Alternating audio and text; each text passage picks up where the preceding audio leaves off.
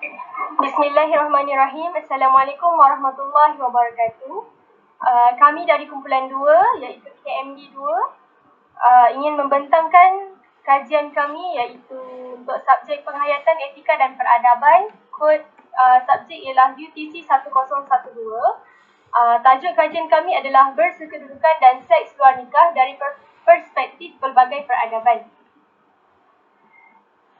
Ahli kumpulan kami terdiri daripada 6 orang iaitu yang pertama Nurhawa Hafizah binti Zainan, yang kedua Dayini Hasha binti Husni Balis, yang ketiga Muhammad Sobri bin Ahmad Fuzi, yang keempat Auni Izzati Husna binti Sa'adun, yang kelima Rauha binti Muhammad Najmuddin, dan yang terakhir ialah Nur Alia Syahira binti Zakaria. Pengenalan. Secara amnya, isu seks wanita dan bersekedudukan bukanlah satu isu yang baru dalam masyarakat pada masa kini. Malah isu ini telah menjadi satu topik hangat yang diperbincangkan saban hari dan masalah ini sering muncul di kaca TV maupun media elektronik. Mari kita telusuri apakah definisi bagi seks luar nikah dan bersekedudukan serta keterangannya. Seks luar nikah adalah seks di luar ikatan perkahwinan. Dalam erti kata lain adalah seks yang melibatkan pasangan kekasih yang belum mempunyai ikatan yang sah sebagai suami isteri. Manakala maksud bersekedudukan pula membawa maksud hidup bersama layaknya hubungan antara suami isteri di luar perkahwinan. Hubungan ini juga dilakukan dalam jangka waktu tertentu sehinggalah mendapat persetujuan untuk berkahwin. Dalam erti kata lain, bersekedudukan bermaksud tinggal serumah dan menjalani kehidupan seperti pasangan yang sudah berkahwin. Seterusnya, kegiatan seks luar nikah dan bersekedudukan dianggap tidak bermoral kerana ditentang oleh kebanyakan kaum seperti India dan juga Melayu. Namun, terdapat segelintir yang menganggap perluasan ini adalah kebiasaan dan tidak salah di sisi sesebuah masyarakat. Di samping itu, terdapat beberapa faktor dan akibat yang akan diteliti dalam kajian ini, serta kajian ini juga akan menjelaskan beberapa perspektif peradaban seperti Melayu, Barat dan Hindu terhadap permasalahan ini, serta langkah-langkah untuk mengatasinya.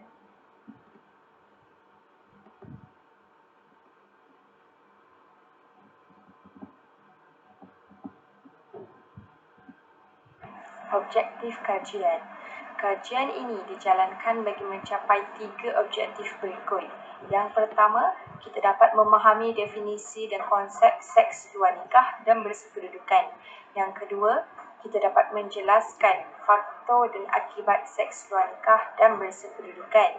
Dan yang ketiga, kita dapat mengetahui langkah-langkah untuk mengatasi masalah seks luar nikah dan bersekedudukan.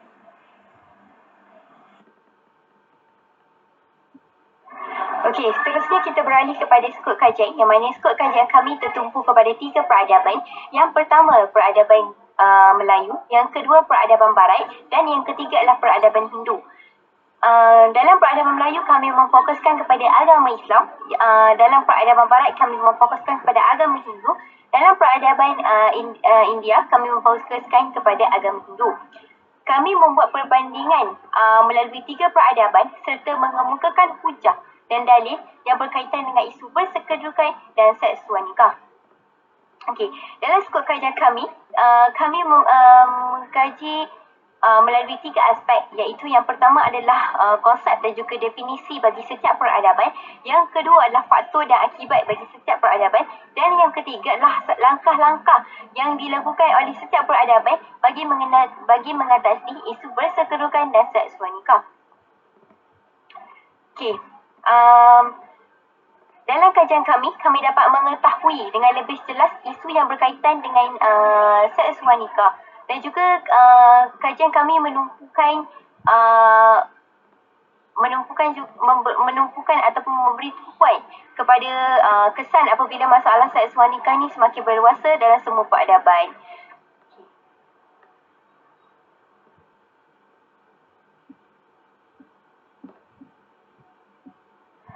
Saya Auni Husna binti Sa'adun, nombor mencik 1200731. Untuk kajian literatur, dalam kajian Jaslis Suzana Jaafar pada tahun 2005, iaitu takat keagamaan dan motivasi sosial seks sebelum nikah di kalangan remaja Melayu. Ada dua cara bagaimana remaja belajar tentang seks, iaitu lelaki melalui majalah lincah, manakala perempuan melalui teman lelaki mereka. Dalam jangkaan umur 18 hingga 20 tahun, hubungan seks itu berlaku antara teman lelaki dan teman wanita. Punca lemah pegangan agama dalam diri mereka menyebabkan mereka tidak rasa menyesal langsung dengan keputusan untuk membuka hubungan seks luar nikah dan bersetubuhan itu.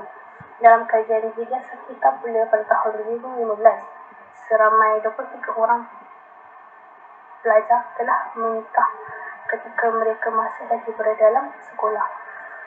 Fenomena penyimpangan seksualiti yang diterjemahkan dalam kajian beliau adalah dilarang kerana bertentangan dengan ajaran agama.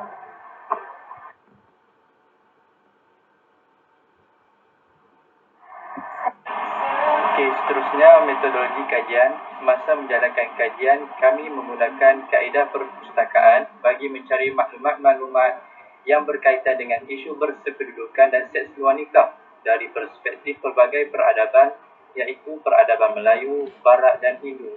Kaedah ini amat sesuai digunakan dalam kajian kami dan ia memudahkan kami untuk memahami serta menguraikan isi dengan lebih jelas dan menarik. Okey, seterusnya pada bahagian yang pertama saya akan menjelaskan konsep dan juga definisi dari segi peradaban Melayu.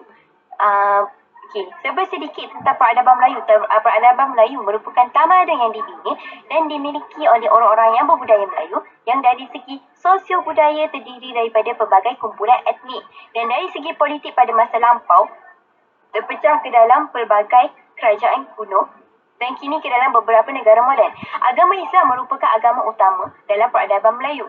Okey, agama ini merupakan agama yang berteraskan tauhid, iaitu agama yang mengesahkan Allah dan Nabi Muhammad SAW sebagai pesuruh. Okey, agama ini juga meliputi dalam semua hal, iaitu dalam hal akidah, syariah, tasawuf, ibadah dan juga semua dalam aspek kehidupan. Okey, beralih pula kepada pandangan dan juga perspektif tentang isu yang dikaji, iaitu isu bersekedudukan dan seksual nikah menurut peradaban Melayu. Okay, dari segi Wikipedia, yang pertama adalah bersekedudukan. Menurut Wikipedia, bersekedudukan adalah hidup bersama yang mempunyai hubungan antara suami dan isteri di luar perkahwinan. Hubungan ini dilakukan dalam jangka waktu tidak tertentu sehingga ada keserasian menuju pernikahan. Berkesedudukan sudah jelas merupakan perzinaan dalam konteks Islam. Manakala menurut Kamus Dewan Bahasa, iaitu edisi kedua, bersedudukan memberi definisi iaitu mempunyai kedudukan serta taraf yang sama. Bersekedudukan juga memberi makna tinggal bersama seperti suami isteri tanpa nikah. Okey, masuk pula kepada pandangan-pandangan dari perspektif Islam. Yang pertama adalah Al-Shirazi. Yang mana Al-Shirazi ini adalah ahli fiqh dari mazhab Syafi'i, iaitu mendefinisikan zina sebagai persetubuhan yang dilakukan oleh seorang lelaki Islam dengan seorang wanita yang dianggap haram disetubuhinya tanpa akad atau seumpama dengannya. Okey. Seterusnya dari pandangan Ibnu Qudamah, iaitu Ibnu Qudamah merupakan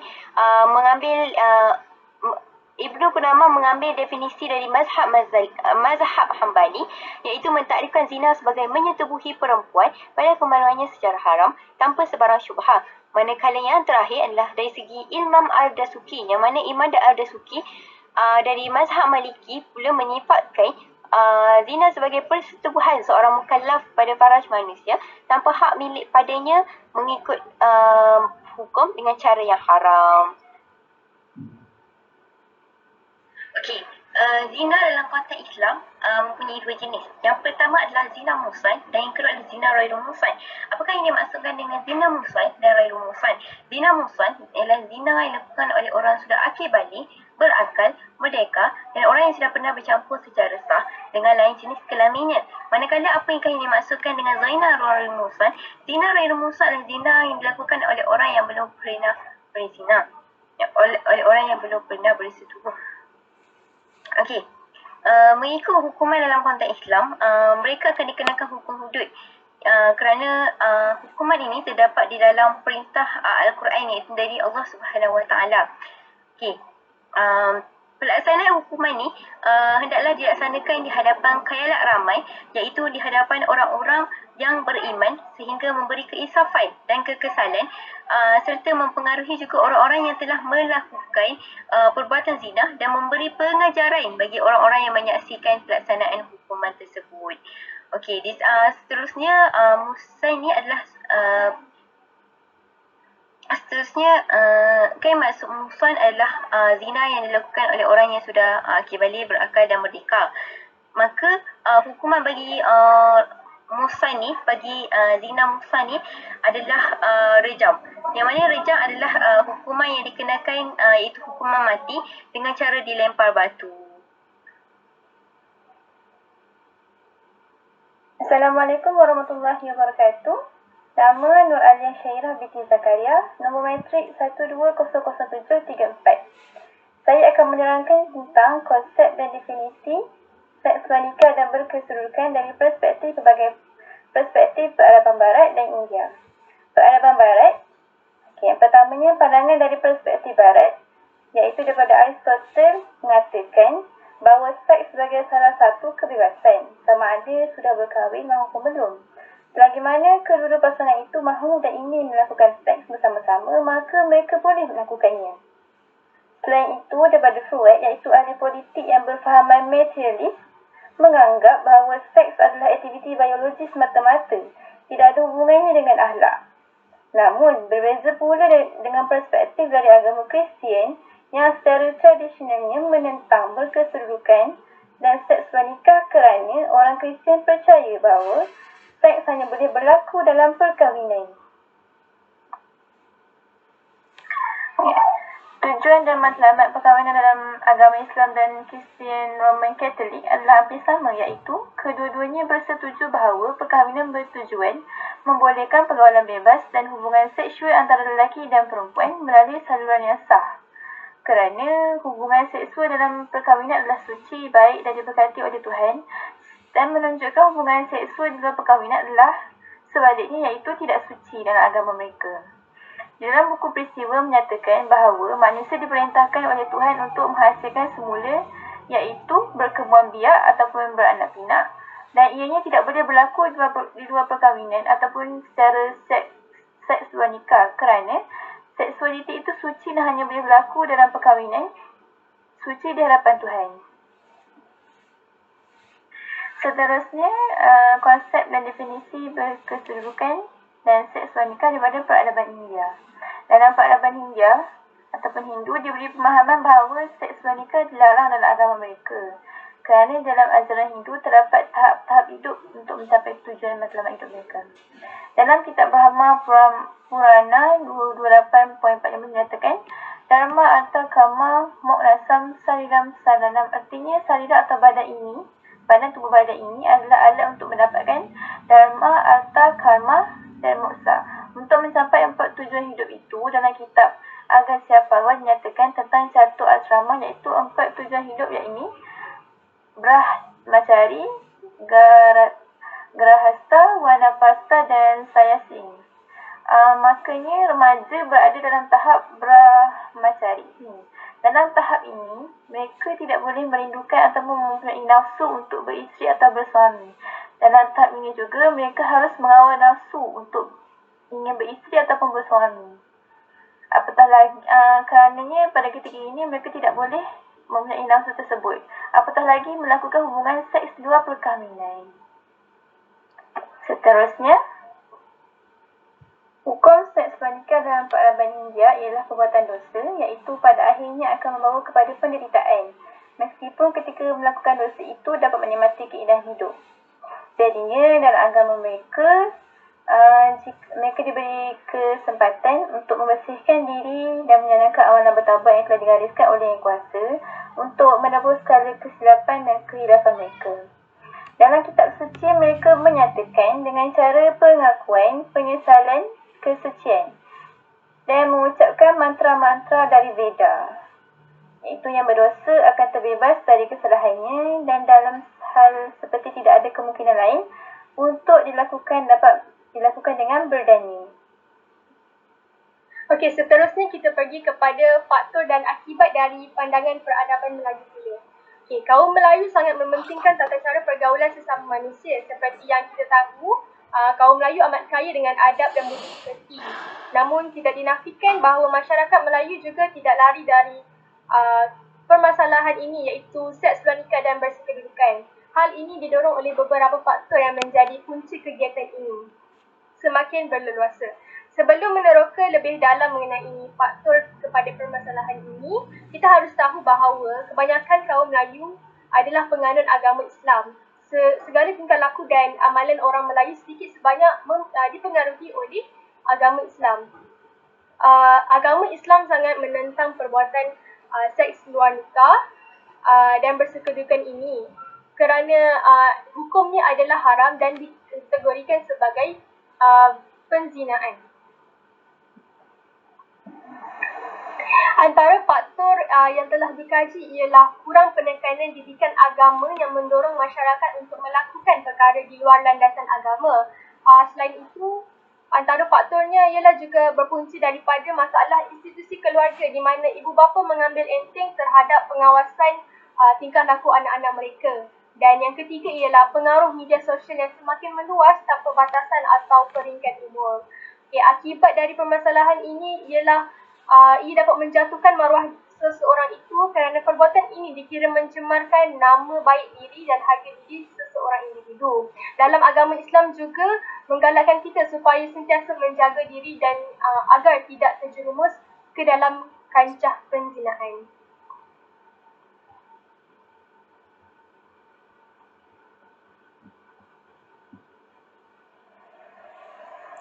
Faktor dan akibat seks luar nikah daripada pandangan peradaban barat. Okey, terdapat beberapa faktor dan akibat berlakunya seks luar nikah dan bersekedudukan dari pandangan peradaban barat. Iaitu yang pertama, pendedahan sex education kepada pelajar sehingga pelajar tahu cara melakukan seks sejak awal lagi. Okey, yang kedua, berlakunya hubungan seks sebaik sahaja remaja mempunyai hubungan romantik antara lelaki dan perempuan. Okay, dan yang ketiga, keinginan seksual yang semakin meningkat mendorong mereka untuk melakukan hubungan seks.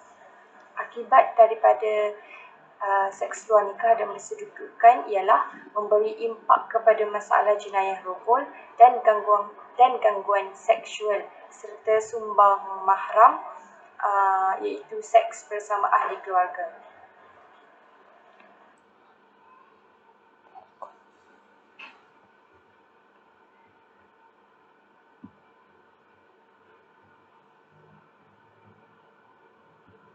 Okey, seterusnya, faktor dan akibat dari pandangan peradaban India mengenai isu seks luar nikah dan bersekedudukan ialah yang pertama, berlakunya hubungan romantik yang melibatkan proses interaksi interpersonal antara pasangan cenderung untuk kepada perhubungan seks luar nikah dan bersekedudukan.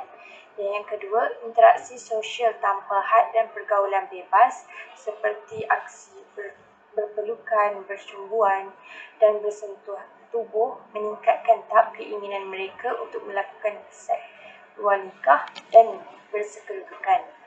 Okay, dan yang ketiga ialah faktor daripada ibu bapa, rakan, hubungan romantik, penggunaan ubat terlarang atau alkohol juga menjadi salah satu punca berlakunya seks luar nikah dan bersekedudukan. Akibat daripada masalah ini ialah maruah keluarga tercalar dan orang akan memandang rendah terhadap mereka, dan apabila berlakunya masalah ini dia akan memberi kesan ke atas individu sehingga terjerumusnya kepada masalah kemurungan serta depresi dan boleh mengakibatkan tindakan membunuh diri.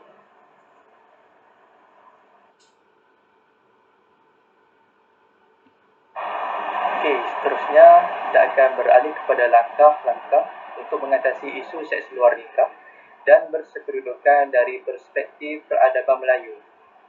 Yang pertama, menerapkan ajaran Islam serta mengamalkannya kepada generasi muda dengan menekankan aspek fardu ain, ilmu akidah dan kewajipan solat fardu. Yang kedua pula, mewujudkan sistem pendidikan yang memberi penekanan terhadap sasiah pelajar dan tidak mengutamakan peperiksaan semata-mata. Akhir sekali, mengukuhkan institusi keluarga supaya ibu bapa dapat mengimbangi antara kerjaya dengan kehidupan seharian demi membentuk sikap dan tingkah laku anak-anak mereka.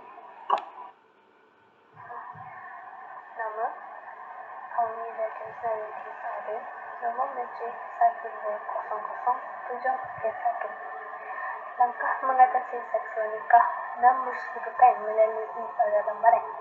Hasil dapatan kami ada 3 cara yang mereka lakukan untuk mengurangkan isu ini. Yang pertama, didikan ibu bapa akan rasa malu dalam diri anak-anak mereka. Hal ini supaya anak-anak mudah untuk rasa bersalah sekiranya mereka ingin melakukan perkara-perkara tersebut. Apabila seorang itu bergelar sebagai ibu bapa, mereka juga tidak ingin untuk melihat anak-anak mereka berasa menyesal dan beranda dengan keputusan mereka untuk terlibat dalam perkara-perkara itu. Yang kedua, kawalan sosial anak-anak yang dilakukan oleh ibu bapa. Undang-undang dalam institusi kekeluargaan dapat mengurangkan isu ini, di mana ibu bapa boleh mengawal sosialisasi anak-anak. Ibu bapa hubungan tadi, hubungan sosial anak-anak itu terjaga. Menurut Villa Volta, dan Kenneth, sosialisasi itu penting dalam mempengaruhi keputusan seseorang anak perempuan. Apabila hubungan sosialisasi itu tinggi, mudah untuk anak-anak berasa malu dan berfikir 2-3 kali sama ada mereka ingin melakukan hubungan seksual nikah berdasarkan ini atau tidak. Yang ketiga, melalui peranan gereja dan negara. Kedua-dua entiti ini, gereja dan negara, akan memakan belanja yang amat besar untuk menjaga anak-anak luar nikah hasil dari hubungan seksual nikah itu tadi. Melalui peranan negara, hukuman akan diberikan kepada mereka yang terlibat dalam hubungan seksual nikah mengikut prosedur jenayah milik negara. Melalui peranan gereja pula, gereja mempunyai pengaruh yang lebih besar dari ibu bapa dalam kesan akan sebaya ini. Oleh itu, remaja tidak mudah untuk terpengaruh dengan rakan sebaya melalui peranan daripada gereja tadi. Dan berkemungkinan rakan sebaya itu sendiri akan terpengaruh dengan gereja, dengan peranan gereja.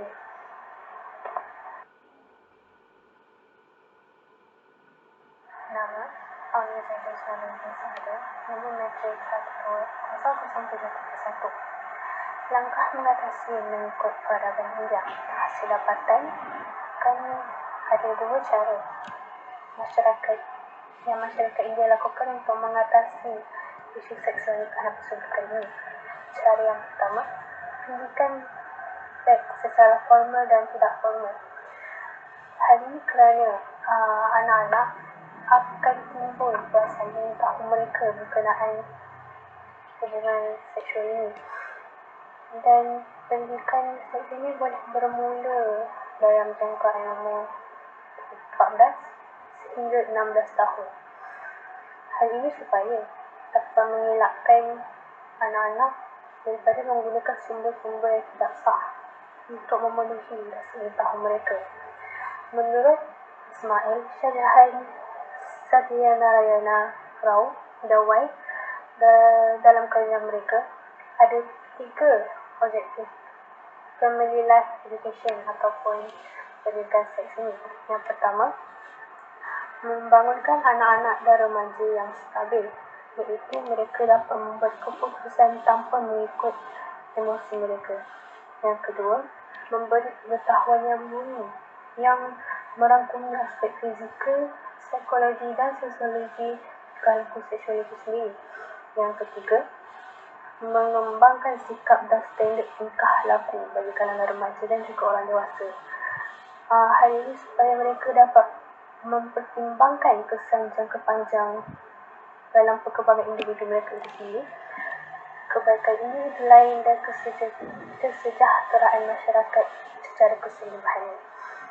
Aspek pendidikan seks ini juga menyentuh berkenaan penyakit-penyakit terjangkit yang akan dihadapi oleh mereka yang terlibat dalam hubungan seks wanita ini, seperti penyakit kelamin. Dan untuk pendidikan formal ini, guru dan doktor adalah individu yang bertanggungjawab untuk memberikan pendidikan ini kerana dan berperanan sebagai tempat rujukan kepada anak-anak dan remaja. Hal ini kerana guru dan doktor itu dianggap sebagai orang yang berilmu, dan supaya individu tersebut dapat mengambil hal ini dengan lebih serius. Sekiranya kedua individu ini memberikan pendidikan seks secara formal. Kemudian pendidikan seks secara formal pula diberikan oleh ibu bapa. Ibu bapa seharusnya bertanggungjawab tidak mengelirukan dan menimbulkan salah faham anak-anak mereka terhadap hubungan seksual itu sendiri. Cara yang kedua, anak-anak masyarakat India dikahwinkan pada usia yang muda.